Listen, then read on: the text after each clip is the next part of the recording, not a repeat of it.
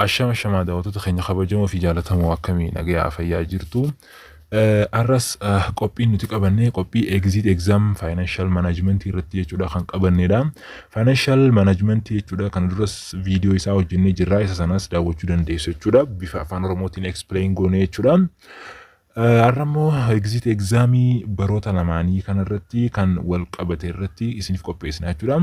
Kanaaf video kan eegaluun duratti namoonni chaanaalii keenyaaf haaraa taatan subscribe, like, share gochuudhaan nu cinaa dhaabbadhaa, nu jajjabeessaa isiniin jennaa. Bifa afaan Oromootiin jechuudha explain gochuudhaaf qophii arraa kanas xumurree jira jechuudha. Kanaaf gama video keenyatti haa dabarru.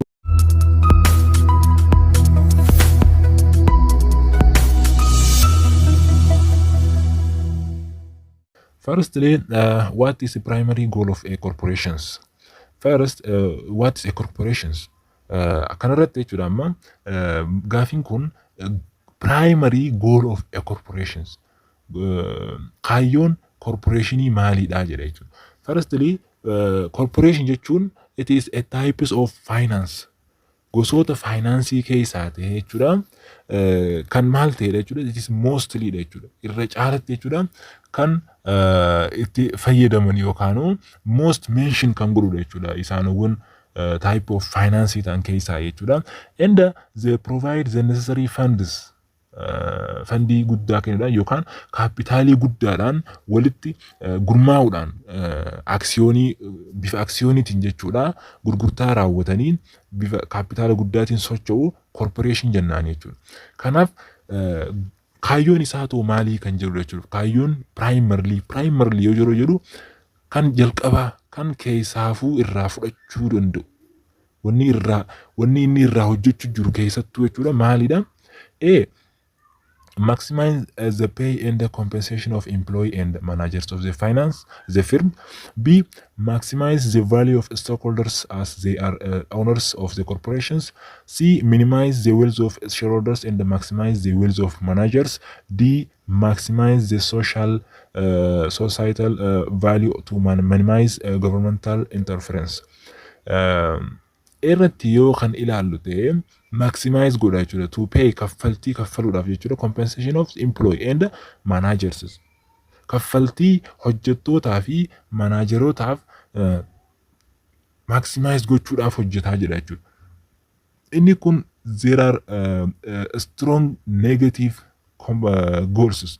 Kun kaayyoo isa hin godhamnedha jechuudha. Hin hojjetamnedha jechuudha. Corporationii kana keessatti jechuudha. Maaliif employeedhaaf jechuudha salaarii isaaf kenna malee isaaf hin hojjetu. Isaaf jedhee hin tattaafatu yookaan hojii gurguddoo dila sana hin hojjetu jechuudha. Corporationii jechuudha. Corporationiin riwaardii faa kenna jechuudha. Riwaardii maximize godha jechuudha. Fakkeenyaaf manaajerii yeroo hojii bareedaa tokko hojjetee corporation san boonsa jechuudha. Akkasumas employeen illee yeroo hojii sana hojii bareedaa kenna jechuudha. Firmii san yookaan manaajerootaaf yookaan employee saniif high profitii kenna jechuudha. Employeedhaaf jechuudha. Boonasii jechuudha. Kennaaf malee pay isaanii san kaffaltii isaanii san maximize godhuuf miti jechuudha. B, maximize the value of stockholders as they are owners of the corporations. Maximize gochuudha jechuudha. Aksiyoona gatii aksiyoonaa dabalsiisuudhaaf jechuudha. Aksiyoonii abbootii aksiyoonaa saniif jechuudha. Corporationii sana keessatti abbootii aksiyoonii isaanii sana guddisuudhaaf hojjetaa jira jechuudha. Kanaaf corporationiidhaaf erga ta'e corporationiin kaayyoon isaa aksiyoonii sana guddisuudhaaf jechuudha. C, minimize the wealth of the shareholders and maximize the wealth of managers. Kun faallaadha jechuudha. Faallaa primary goal of corporationii jechuudha. Minimize gochuudha. Qabeenya aksiyoonaa jechuudha. Aksiyoona qabnu sana xiqqeessuudha. Aksiyoonii sana minimize gochuun kun riskii guddaadha jechuudha. Kun bankruptcy keessa galchaa jechuudha. Kasaaraa keessas galchaa jechuudha. Maximize the wealth of managers. Kun gaafii A wajjin wal qabata jechuudha. D, maximize the social value to minimize governmental interferences. Hawaasa jechuudha. Society sana jechuudha value minimize gochuudhaaf kanas hin ta'u jechuudha. Maaliif jettan mootummaan jechuudha itti gaafatamummaa hawaasa saniif qaba jechuudha. Kanaafuu avoid godha jechuudha. Environmental pollution avoid godha malee minimize hin godhu jechuudha. Governmental interference sana jechuudha. Kanaafuu pollution sana avoid godha malee minimize gochuudhaaf hin hojjetu jechuudha corporation. Kanaaf deebisaan keenya maal ta'a jechuudha? B ta'a jechuudha. Maximize the value of stockholders as they are owners of the corporations. Corporation yookaan aksiyoonii sana value isaa dabaluudhaan jechuudha. Value aksiyoonaa sana jechuudha guddisuudhaan kan hojjetu kaayyoo corporationiin sana hojjetu keessaa inni guddaan isa kana jechuudha. The other questions from about agency or agency problems. First, what does the agency problem refers to? Agency jechuun yookaan agency problem jechuun maal jechuudha jedha jechuudha. Sanarra agency'n jalqaba irratti agency relationship jira jechuudha. Agency relationship yeroo jennu the relationship between stockholder and management. Walitti dhufeenya abbootii aksiyonaatii fi manaajeroota corporationii sanaa jechuudha. Agency relationship jennaan jechuudha. Kana jechuun the agent it is a person who act for an exert power of another persons or group of persons.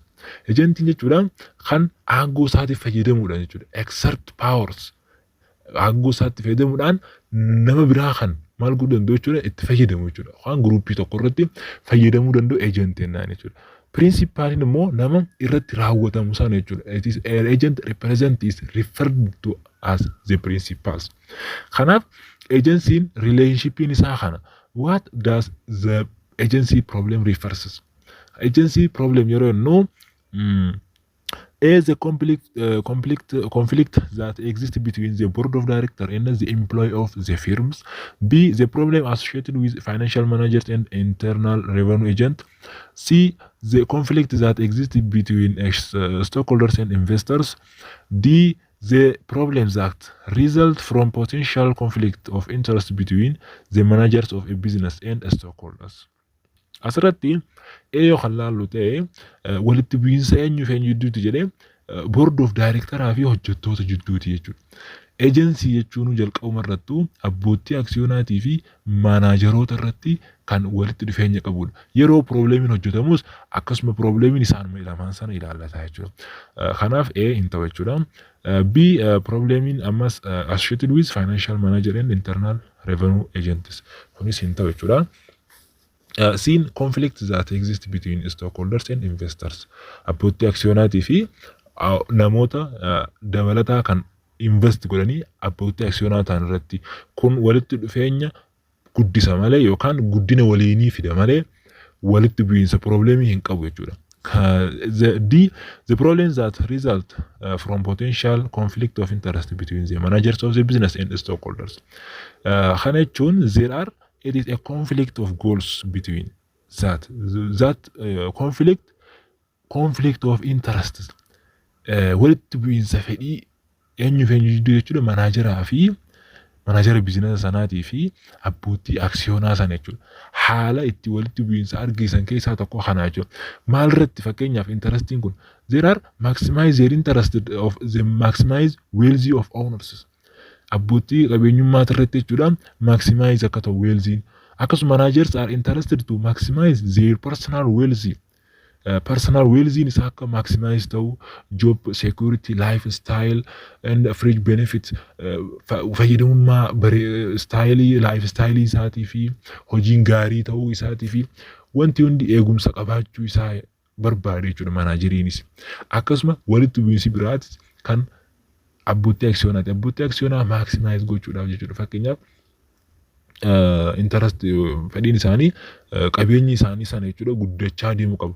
Value of that stocks guddachuu barbaade jechuudha. Gooliin isaa jalqaba gaafii jalqaba irratti ilaalle sana jechuudha. Sana hubachiisa jechuudha. Kanaaf agency problems are the manager may place their personal goals ahead of corporate goals. Manajeriinis maal barbaade jechuudha personal goalii qaba jechuudha. Goolii isaatirra goolii corporationii irra goolii personalii ta'e kan ofii qaba jechuudha. Isa sana milkeessuudhaafis hojjeta waan ta'eef konfliktiin bakka kanatti uumamaa jira. Kanaaf agency problem yeroo jennu that the problem that the result from potential conflict of interest between the managers of a business and stockholders. Kanaaf deebiin isaa D ta'a jechuudha. Okay, the other questions, which of the following reasons is most likely correct statements? Kanneen armaan gadii keessaa sababa irra caalatti jechuudha, sirrii ta'e jechuudha, sababa wajjin kan sirrii ta'e isa kamii jechuudha. A, corporation have limited life. B, stockholder have unlimited liability. C, corporation are subject to less government regulations than the other form of business organizations. D, corporation have ability to raise large sum of capital than the other form of business organization. E, corporations are subjected to less taxation than the other form of organization. Asirratti irra caalatti jechuudha. Is mostly kan ta'e statementii sirrii kan ta'e mostly dha jechuudha. And corporation have limited life. Corporationiin tokko limited life qaba jedha. Kun soba jechuudha. Advantage and disadvantage irratti sirriitti ilaaluu dandeessan jechuudha. Viidiyoowwan hojjannes jira waan ta'eef jechuudha. Kanarratti maal jechuudha? Corporationii sanarratti fakkeenyaaf abbootiin aksiyoonaa keessaa abbaan aksiyoonaa tokko yookaan sababa du'aatiin irraa du'e yookaan du'e jechuudha. Corporationii sana keessatti aksiyooniin saasan limited life qabaata jechuu isaati jechuudha. Asirratti limited life hin qabu. Unlimited life qaba jechuudha. Kana jechuun ilmootti darbaa jechuudha. Corporationiin sana yoo abbaan aksiyoonaa san du'e haskaa isaatti kan darbu ta'a malee limited hin qabu jechuudha. Lifein aksiyoonii isaa san limitation hin qabu jechuudha. Unlimited dha jechuudha. Kanaaf sirrii miti jechuudha inni kuni. B, stockholders have unlimited liability. Aksiyooniin sana abbootiin aksiyoonaa san jechuudha unlimited liability qabu jedha jechuudha.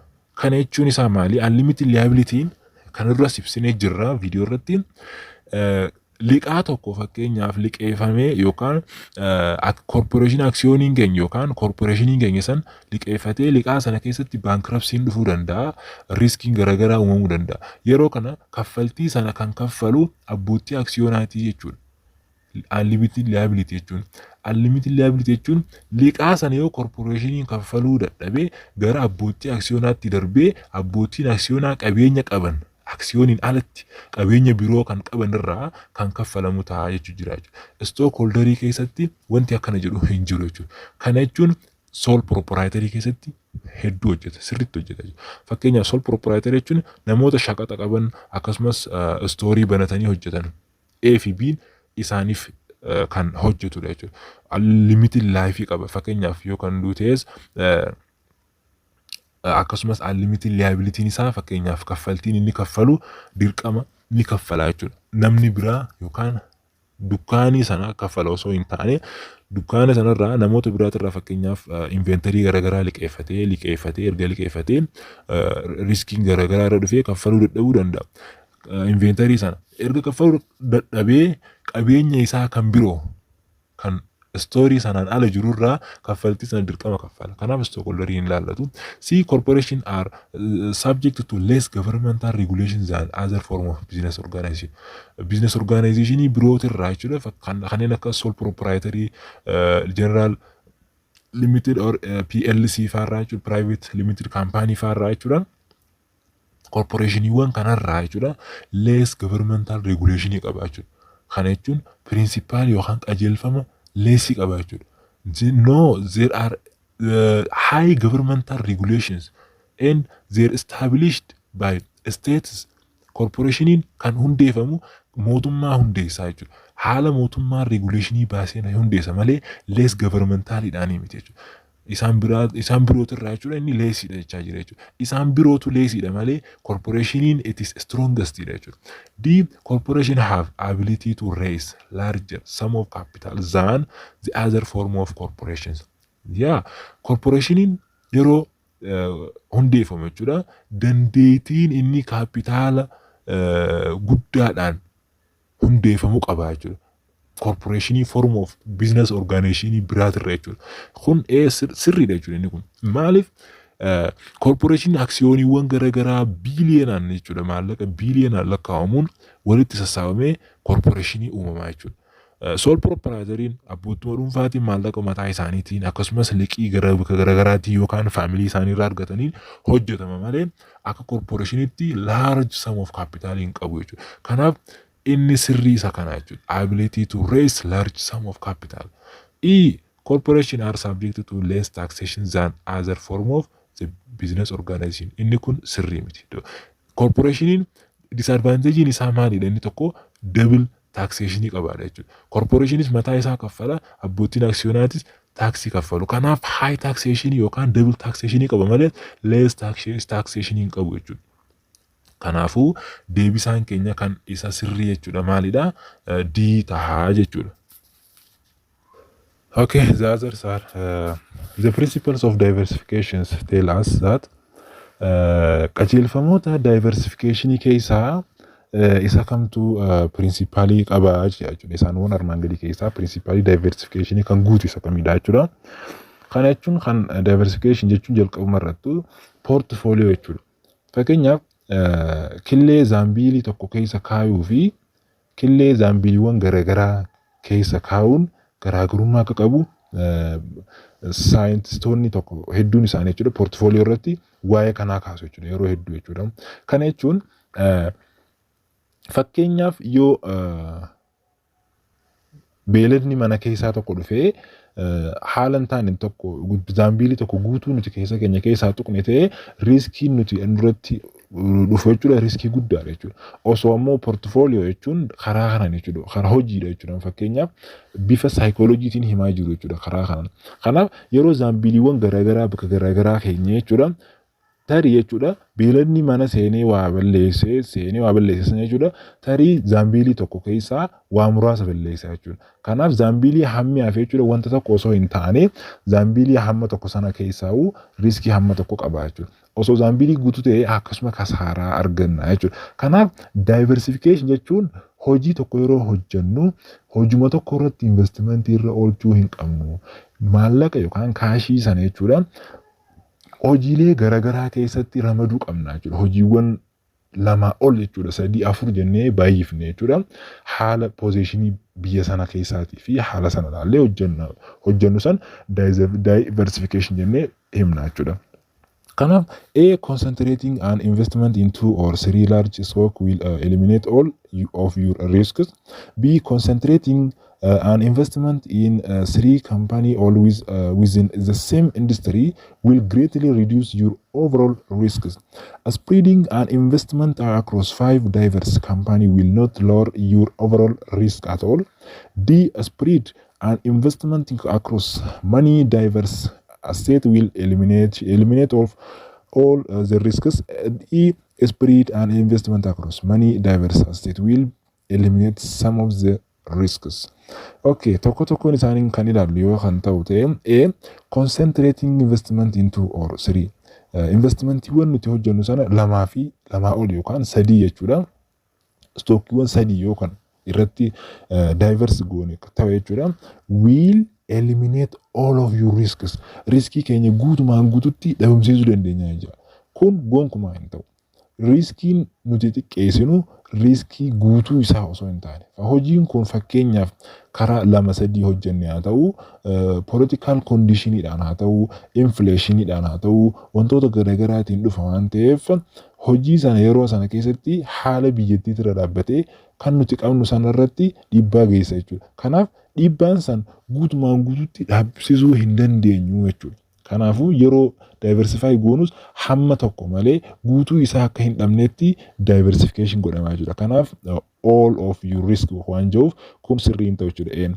B, concentrating an investment in 3 company all within the same industry will greatly reduce your overall risks. Kun akkuma zambiilii reefu isinitti himee sana jechuudha. Investmentii 3 jechuudha. 3 company will within the same industry isaaniif wal fakkaataa ta'e keessatti fakkeenyaaf kana jechuun killeewwan keenya walumaa gala zaambiilii tokko keessatti yoo kan galchinu ta'e reduce your overall riskii guutumaan guututti dhabamsiisuu dandeenya jedha jechuudha. Kun riskii guddaadha jechuudha. Guutumaan guututti jechuudha. Riskii kan fidudha jechuudha. Kana jechuun wanta maallaqni nuti invest goone wanta tokkoo fi tokko qofarratti jechuudha. Wantoota wal fakkaataa sadii jechuudha. Wantuma wal fakkaataa haalli tokko yoo kan dhufu ta'e haala sanarra dhaabbatee kan badu ta'uu jechuudha. Fakkeenyaaf mana istooriiwwaniitti jechuudha. Istoorii kana jechuudha osoo kan hojjennu ta'e istoorii haala hojii sanaa istoorii sadii iddoo garaagaraa irratti kan hojjennu ta'e fakkeenyaaf haalli siyaasni biyyattii ta'e yookaan wanti garaagaraa fakkeenyaaf infleeshiniinis ta'e wanti garaagaraa dhufee kun dhiibbaa geessa malee hin dhaabsisu jechuudha. Kanaaf spreading an investment across 5 diverse company will not lower your overall risk at all. This vice versa of B kun akkuma B ta'e kun maalidha akka riskii tokko dhabamsiisuu hin dandeenye dubbataa jira jechuudha. Kun gonkumaa siin hin ta'u jechuudha. D spread an investment across many diverse assets will eliminate all of the risks. Investmentii keenya haala bal'isaa dhufneen jechuudha. Asseetii keenya irratti jechuudha riskiin dhufu guutumaan guututti ni daangeffamaa jira jechuudha. Ammallee guutumaan guututti jechuu hin danda'u jechuudha. All riskii dhaabsisuu hin dandeenyu. Riskii guutuu isaa eliminate gochuudhaaf wanni nuti hojjechaa jirru wanta expenses qabu, revenues qabu, akkasuma unadjustments qabu, account receivables qabu, akkasumas right of kan qabu jechuudha. Wantoota hedduu qabu waan ta'eef riskii kana dhaabbisuun ni ulfaata jechuudha. Spread an investment across many diverse assets will eliminate some of the risks. That is correct answers. Because first spread an investment they are diversified. Spread gochuun jechuudha yookaan investmentii bal'isuun diversification fi portfolio argisiisa jechuudha. Diverse lakkuma goonu jechuudha. Asseetii kana maaltu uumamaa will eliminate some of the risks. Haga tokko riskii haga tokko jechuudha dhaabsisuu dandeenya jechuudha. Akkuma isin jedhee killee jechuudha hanqaaquu akkuma isin jedhee jalqaba sanduuqii afur keessa osoo keenye sanduuqii afur keessa keenye beeladaan tokko dhufee beelanni san jechuudha isaanowwan kana keessaa bakka adda addaa waan keenyeef isa tokkorra dhaqee balleessuu danda'a. Erga balleessee hanqaaquu sana keessaa jechuudha. Some of the risky uumamalee all of the risky bite jechuudha asirratti. Eliminate gochuu danda'a jechuudha. Fakkeenyaaf beelanni san bakka sanarratti balleessaa tokko yoo kan raawwatu ta'e some of the risk are eliminated. Kanaaf deebisaan keenya isa sirrii ta'a jechuudha. The others, which of the following can be described as a direct finance? Kan armaan gadii keessaa kan direct finance ibsu maali kamii jechuudha. Direct finance fi indirect finance akka jiran kan irras laallee jirra jechuudha. Kanaaf isa sanarratti kan dhugaa ta'e yookaan kan sirrii ta'e isa kamidha jechuudha. Isa armaan gadii fakkeenyota garaagaraa as jalatti kanneen jechuudha. A. You take out mortgage from your local banks. Mana yookaan mortgage jechuun mana jechuudha yookaan kondominiyeemiiwwan garaagaraati jechuudha. Real estateewwan garaagaraati jechuudha. Isa kana fudhate jechuudha from local bank irraa liqeeffachuudhaan jechuudha fudhate jechuudha. Kun maal jechuudha? Indirectly liqeeffate jechuudha. Fakkeenyaaf hawaasni maallaqa kana eessa kaawwata? Baankii kaawwata. Baankiin maallaqa kana liqeessee interestiiwwan garaagaraatiif kanneen wantoota garaagaraa irraa argachuudhaan hojii sanas hojjechuu danda'a. Akkasumas wantoota akka mortgage kanaa jechuudha. Fakkeenyaaf mana ijaarsa building ijaaree jechuudha. Baankiin tokko gurguruus danda'a jechuudha. Kanaaf yeroo kana hojii kana yeroo namni kun fudhate jechuudha baankii irraa karaa indirectiitiin fudhate jechuudha. Kanaaf direct financing jedhamu jechuudha een kun. B. You borrows $2,500 from a friend. Fakkeenyaaf ani jechuudha $2,500 yoon friendii kiyyarraa jechuudha yookaan saayibuma keessanirraa jechuudha. Yoo kan fudhattan taate directly financing kan raawwachaa jirtan jechuudha. Directly jechuudha. Namni tokko financial intermediary tokko osoo isin jidduutti hin uumamne jechuudha. Namni tokko face to face dhaan jechuudha. Yoo kan waliif kennu ta'e kan maal jennaan jechuudha. Fakkeenyi isaa kanaa kun jechuudha direct finance jennaan jechuudha. Kanaaf deebisaan keenya biitaa jechuudha. C a pension fund lend money to General Motors. Akkasumas pension fund jechuun xoorataa jechuudha. Xoorataa yeroo dhuma hojii keenyaatiin xumurreen booda wanta nuuf kaffalamu sana fudhachuu keenya jechuudha. Inni kunis indirectly fudhannaa jechuudha. Yoo kaampaaniin General Motors kaampaaniin sana jechuudha nuuf kaayuu yoo kaampaanii sanarraa kan fudhannu jechuudha indirectly money sana fudhannaa jechuudha. Karaawwan indirectly ta'anii pension fundiin fudhatamaa jechuudha. Fakkeenyaaf kan mootummaas yoo kan laaltan taate mootummaan maallaqa sana jechuudha harkatti hin kennuuf jechuudha dhaabbatuma isaanii sanarraa. Maallaqni isaan gama baankiitti jira jechuudha. Intermediary jechuudha. Baankiin kun isaan lama mootummaa fi nama penshinii kana fudhatu jidduu taa'ee kan kennuudha jechuudha. Kun indirectly fudhachaa jiran jechuudha. Kanaaf you buy shares in a mutual funds. Akkasumas sheerii yookaan aksiyoonii yoo binne jechuudha. Fandiiwwan mutual fundiitiin jechuudha yoo kan binnu ta'e kunis indirectly jechuudha. Aksiyoonii kana bituun keenya jechuudha. Face to face abbootii aksiyooniin kun jechuudha.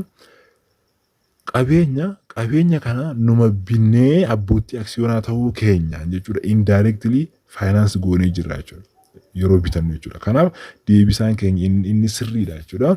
Biitaa jechuudha. Directly jechuun face to face or one to one tokkoon jechuudha yoo kan waliif kennu ta'e direct finance jennaan jechuudha. Direct finance fi indirect finance bal'inaan viidiyoo irrattis ibsinee jirra waan ta'eef financial institution irras jira, financial management keessas jira jechuudha. Okay, the others, which of the following is primarily objective of the financial management? Kaayyoon financial management dha inni jalqabaa maali kan jedhu jechuudha. Financial management irratti jechuudha. Financial managementiin focus wanni inni godhu decision dha jechuudha. Murteessuu irratti jechuudha. Kanaaf financial managementiin A, employee benefits, B, satisfaction of customers, C, satisfaction of suppliers, D, a prompt payment to creditors, E, maximize stockholders wealthy. Asirratti wanni nu gaafate basic or primarily jechuudha. Secondary miti jechuudha. Primarily nu gaafate jechuudha. Kanaaf inni jalqaba faayidaa hojjettootaaf buusuudhaaf hin ta'u, satisfaction of customers hin ta'u, akkasumas satisfaction of supplies dhiyeessee irrattis jechuudha. Dhiyeessitootaafis satisfaction uumuudhaaf tolchuudhaaf jechuudha. Primarily isaa no.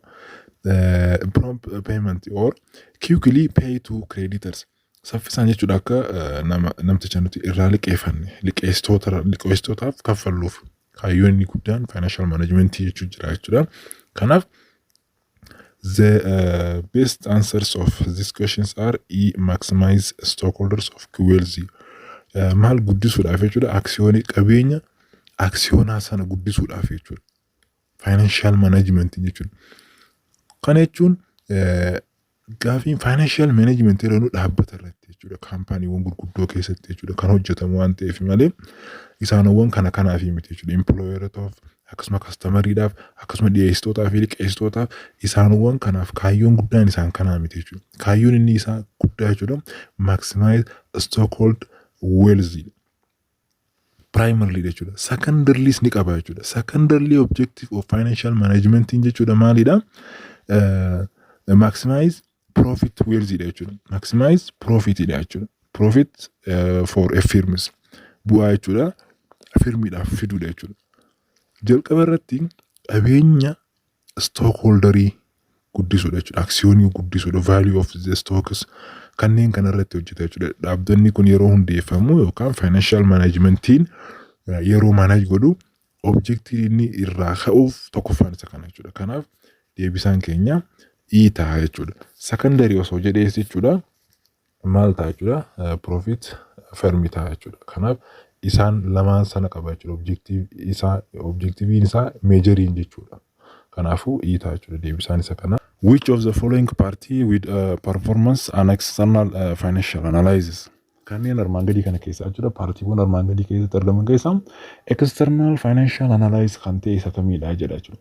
Internaalii fi externalii jira jechuudha. Financial analysis yeroo jennu wanta tokko jechuudha financialii ta'een yeroo analysis goonu jechuudha. Eenyu external financialidha jechuudha. Isa kana jechuun isaanowwan financial analysis kana irratti jechuudha xiyyeeffatan dhimma externalii keessatti jechuudha kan ta'e kamidha jechuudha. Isaanowwan armaan gadii keessaa jechuudha. Kana jechuun outside of the company or outside of that organization jechuudha. Qaama kaampaanii sana ala hojjetu jechuudha. Kaampaanii sana keessatti hojjetaa ta'ee salarii kan fudhatu sana osoo hin taane qaama alaa jechuudha. Externalii ta'ee hojjetu jechuudha yookaan wanta nurratti hojjetamu nu wajjin hojjetu yookaanis jechuudha. Isaanowwan san kan ta'e isa kamii jechuudha. A firm compensation committee. Kana jechuun sirreeffama sirreessu jechuudha. Komiteewwan qaamichi achi keessa jiranii jechuudha yeroo sirreessinu. Isa kanas kan hoogganu personal managementidha jechuudha. Personal managementidha. Hooggansa kana kan hoogganu jechuudha. Komitee established godhamee achi keessatti organization sana keessatti hojjetu jira jechuudha. Sun internal financial analysis jechuudha. The other is a financial analysis forecasting the next period borrowing needs. Financial analysis keessatti estimate gochuudha yookaan tilmaama keessa galfachuu jechuudha yookaan liqeeffamuudhaaf deemu jechuudha. Yeroo next period irratti jechuudha.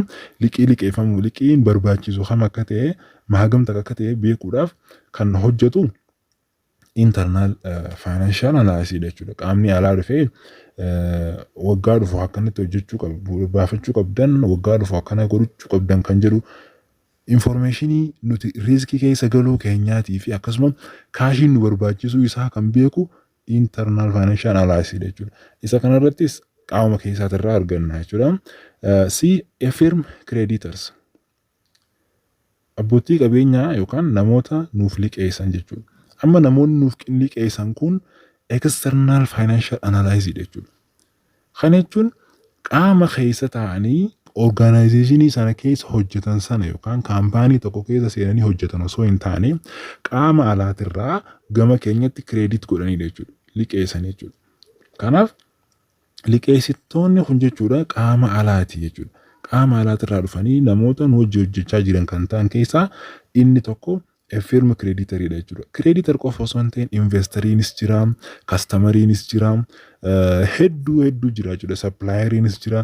Isaanowwan hedduun that as a firm an external financial analysis jennaan jechuudha. Kanaaf deebisaan keenya kan gaafii kana jechuudha sii ta'a jechuudha. The other questions, which of the following transaction does not affect the quick ratio? Kanneen kana armaan transactionii irratti kan affect hin goone quick ratio affect kan hin goone isa kamii jechaa jira jechuudha. Kana jechuun jalqaba irratti jechuudha taayipiiwwan ratio shan jaha jira jechuudha. Activity ratio jira, liquidity ratio, debt ratio, profitability, coverage ratio. Dila kanatu jira. Kanneen kana keessaa quick ratio jechuudha. Liquidity ratio keessatti hammatama jechuudha. Liquidity ratio keessatti jechuudha current ratio fi quick ratio or quick acid ratio jennaan jechuudha. Kanaaf quick ratio kun akkaataa formulaa isaatiin jechuudha affect wantoota godhuu fi wantoota hin goone beekuu dandeenya jechuudha.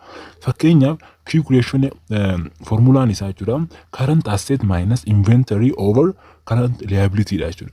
Kanneen kana isaanowwan asirratti mul'atan kana kan affect hin goone isa kamii jechaa jira jechuudha. Shortly jechuudha gaafiin kuni transactionii current asset ta'uu danda'a, inventory ta'uu danda'a, current liability ta'uu danda'a. Akkaatuma formulaa isaa kanarratti kan dhiibbaa hin taasifne isa kamii jedha. Not affected. Asirratti capitalized yeroo godhan nootii kana beekuu qabdan jechuudha. Akkaataa ittiin hubachuu qabdan jechuudha. Okay. A land held for investment is sold for cash. Lafa jechuudha. Lafa investmentiidhaaf oolamu tokko kaashiidhaan bite. Yeroo kana asirratti kaashiidhaan bituu isaati. Current assetidha. Kaashiin jechuudha. Kaashiin assetidha jechuudha. Kanaaf assetii waan ta'eef yeroo galmaa'u jechuudha. Kaashiin deebitii ta'a. Laandiin immoo credit side keessatti galmaa'aa jechuudha. Kanaaf kaashii irratti affeektii uumee jira jechuudha. Kanaaf asseetiidha jechuudha. Asseetiin kaashiidha jechuudha. Kanaaf affeektii waan uumuuf quick ratio irratti inni kun kan affeektii hin uumne osoo hin ta'in kan affeektii uumuudha jechuudha. Okay, B, equipment is purchased and is financed by a long-term debt equity. Equity tokko ni binne akkasumas maaliin binne financed by a long-term debt issue. Liqaa yeroo dheeraatiin bituu keenya jechuudha. Asirratti akkaatuma foormulaa keenyaa kana yoo ilaalle long-term debtiin hin jiru jechuudha as keessatti. Equipmentii binne haa ta'u malee yeroo foormulaa kana jechuudha transaction kana hojjennu equity debit gooneeti jechuudha. Long term yookaan liqaadhaan jechuudha bituu keenya san credit side keessatti galchina jechuudha. Kanaaf current asset jira. Current asset as keessatti nammatamu hin jiru. Maaliin purchase goone long termidha. Akkasuma inventoryidhaan inventory yoo jiraate inventory hin jiru equipmentidha. Akkasuma current liability yoo jiraate amma asirratti waan ilaaltan current asset minus inventory divided by current liability. That current liability as for these questions long term debt issue, so that B are incorrect does not affect quick ratio. Kanaaf current liability keessas hin hammatamu. Long term debtiin long term debt jechuun non current liability dha jechuudha. Kanaaf kan nuti barbaannu current liability waan ta'eef B ta'a jechuudha. C irratti yoo ilaalle immoo inventory are sold for cash. Kun affection lama uumaa jechuudha yeroo kanarratti hojjennu jechuudha. Sold gurguruu keenya irratti jechuudha. Inventory'n creditii ta'ee jechuudha. Maal ta'a jechuudha. Inventory'n debit ta'eeti. Cashiin maal ta'a jechuudha. Cashiin debit ta'eeti. Inventory'n credit ta'a. Gama lachuutti affectionii uumee jira. Current asset irrattis akkasuma inventory irrattis uumee jira jechuudha. Akkasuma inventory are sold on a credit basis. On a credit that credit out for current liability. Inventory ammas gama kaashiitiin osoo hin ta'in on accountidhaan bituu keenya mul'isaa jira jechuudha kanarratti. Kanaaf asirratti kan quick ratio keessatti transactioniin hin hammatamne yookaan kan dhiibbaa tokkollee quick ratio irratti hin gaggeessine jechuudha. B ta'a jechuudha. Equipment is purchased and it's financed by the long term issue kan jedhu kana ta'a jechuudha.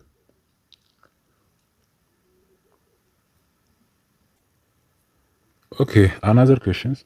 The term capital structure refers to kun gaafii reefumtaan irratti ibsine san irratti jechuudha wal qabatudha jechuudha. Capital structure, working capital isaanowwan sadii himannee jirra jechuudha reefumtaan irratti jechuudha gaafii reefut irratti. Kanaaf capital structure jechuun there are a mix of long term debt, preferred stock and common stock equity.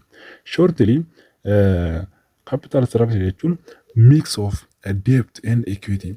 Haala kamiin maallaqa jechuudha kaashii walitti fidachuu dandeenya. Investmentii tokko hojjechuudhaaf eessaa akka argannu kanneen kan himu jechuudha yookaan kan nuuf ibsu capital structure jennaan jechuudha. Liqaa eessaa liqeeffadha. Akkasuma equity kan koo wajjin walitti dabalee investmentii irra akkamittiin oolchaa liqaa sana eessaa hin argadha. Equity kana eessaa hin argadha. Before kanaan estimate godhamee forecasting kun kan hojjetamu capital structure dha jechuudha. Mix wantoota ta'anirraa walitti dhufee kan hojjetamu jechuudha. Long term debt, preferred stock and common equity stock. The stock are the stock are other the stock are maybe preferred stock, maybe common stock, maybe both are the cost is equities and the debts maybe that debt are from families or from anything any persons and being current asset and current liability. Current asset fi current liability yookaan short term jechuudha. Kun working capital working structure jechuudha kan jalqaba ilaalle sana jechuudha inni kun short term jechuudha. Isaan lamaan kana kan irratti refer godhu working dha jechuudha. Working management dha jechuudha. Working management. And C total asset minus total liability. No. D shareholder equity. But the questions for these questions, the answer are A and B. But major refers for term that capital structures are A ta'a jechuudha. Kan sirriitti jechuudha deebii isa sirrii ta'uuf jechuudha mix godhamee jechuudha. Kun shareholder equity qofa waan ta'eef asirratti osoo deebtii hin qabu waan ta'eef jechuudha. Kanaaf equitynis ni ta'a shareholder equity garuu deebisaan sirrii ta'u jechuudha.